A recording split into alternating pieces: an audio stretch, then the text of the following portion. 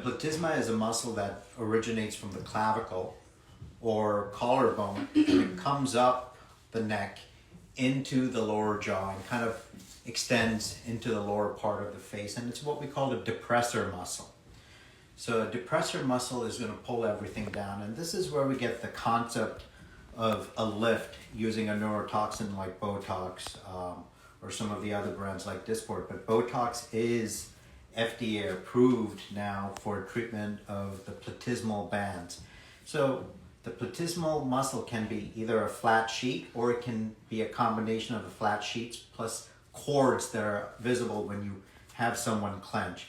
So by injecting a muscle that naturally pulls down, our goal is to kind of get a little bit of a lift in the lower face. So in this example, we're going to be injecting into the platysma as well as the individual cords that are going to be visible when I ask her to clench. Now this is a very quick treatment. Altogether it takes about 5 minutes.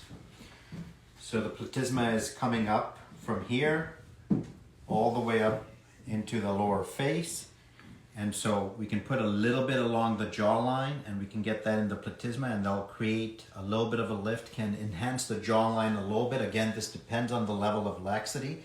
Doesn't work for everyone, and not everyone needs it or benefits from it, but in the right patient it can make a really nice improvement and difference.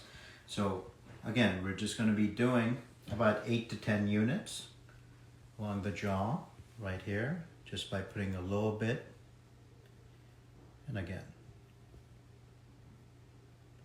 it's very quick. And so that part's done. Next, I'm going to show you the bands that she has on this side, and we're going to be injecting the bands. And each band can require, you can start with as little as 5 units, but some of the bands may require as much as 10 to 15 units. So a full neck treatment can take anywhere from 30 to 40 units all the way up to 60 plus units, depending on the strength of the platysma, how many bands are there, the exact results you're looking to achieve. So go ahead and clench for me. Nope, clench harder. Okay, so you can kind of see the bands right here sticking out. And usually I just start with the upper bands.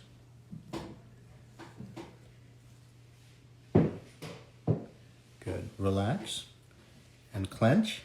Good. And there's another band right here. It's coming up. And again, you want to go kind of deep into those platysmal bands. Now, the one area you want to be careful is where your thyroid cartilage and your voice box is right here, because if you inject too deep in the center, certainly there's a risk of difficulty swallowing, changes in your voice, or difficulty speaking. So again, we want to keep this relatively superficial. If you noticed, I'll kind of try to grab the bands and kind of pull them off a little bit, and I also come in from the side instead of putting the needle straight in. But even if we did go straight in, as you can see, the needles are very short, so they're not really going to penetrate too deep into the skin. We're going to come on the other side,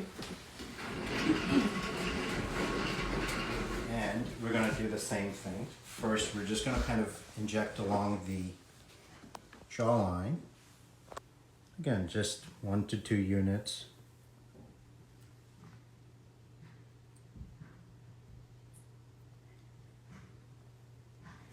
That's it. She has some vessels there. We want to avoid them. Sometimes you can get a tiny bruise that can develop. Not a big deal. And fortunately, we even have lasers over here. If someone does bruise, we can zap that bruise, and within 24 to 48 hours, it's already started to resolve, and it clears up over the next 3 to 5 days instead of being stuck with the bruise for, let's say, a couple of weeks, 2 to 3 weeks. Go ahead and clench for me. Give me a big clench. Good. So here's a band right here. You can see it. And so again, we're going to do about 5 to 10 units along the band. You can relax. Relax. And then we're going to do just a little bit here. And again, we can reassess in a couple of weeks. If she's still got some residual bands, we can put more in. Oftentimes, like I said, I'll start with 30 to 40 units. Sometimes people may need as much as 60 to 70 units. The goal is to find the right number of units to do, and I like to do the least amount of units that's really going to give us the results we want.